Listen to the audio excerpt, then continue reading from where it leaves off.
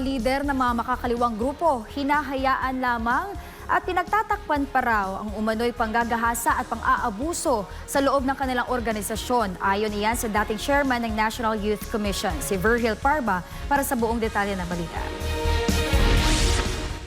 Umabot sa 20 kaso ng panggagahasa ang nangyari sa loob ng Kabataan Party List ayon sa mismong miyembro nito na si Maria Cara. Si Maria Cara rin mismo ay biktima umano nito at hindi lang isa o 2 beses siyang hinalay ng mga lider at miyembro ng Kabataan Party List, kundi 3 beses.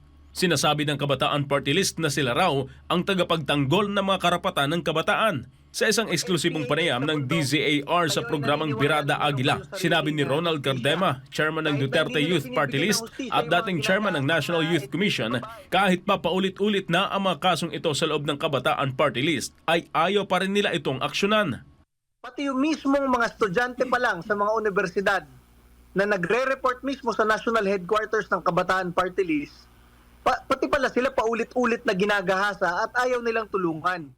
Pinalagan din ni Cardema ang hakbang ng kabataan na sa halip na isumbong ang mga sospek at hinahayaan at pinoprotektahan pa raw ito matapos nilang sabihin sila-sila na lang ang mag-iimbestiga. Ayon kay Cardema, dapat isanggunin nila ito sa mga otoridad o sa korte kung tunay silang nangangalaga at nagpapahalaga sa karapatan ng kabataan na ang kabataan ang siyang pag-asa ng bayan.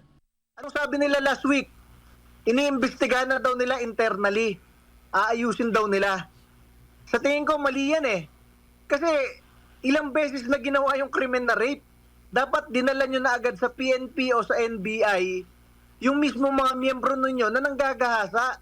Hindi kayo para maging protector ng inyong mga miyembro. Dagdag pa niya, ang ginagawang hakbang ng Kabataan Party List ay sumasalamin sa estilo ng Communist Party of the Philippines, New People's Army, National Democratic Front o CPP, NPA-NDF na may sariling sistema at ayaw magpasakop sa sistema ng hustisya ng bansa. Kasi kapag NPA kayo sa bundok, kayo ay naniniwala na meron kayong sariling hustisya. Kahit na hindi nila binibigyan ng hustisya yung mga ginagahasang NPA na babae, naniniwala sila na hindi sila sakop sa ating judiciary at justice system.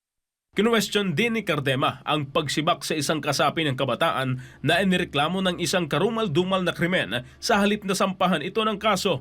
Ito'y matapos maglabas ng Facebook post ang Kabataan Party List noong Hunyo 7 na nagsasabing hindi nakasapi si James Justin Barrientos dahil sa umunoy pang-aabuso. Idinagdag pa nila na kinukundinan nila ang sexual abuse, ngunit hindi ito nagsampa ng kaukulang kaso laban kay Barrientos.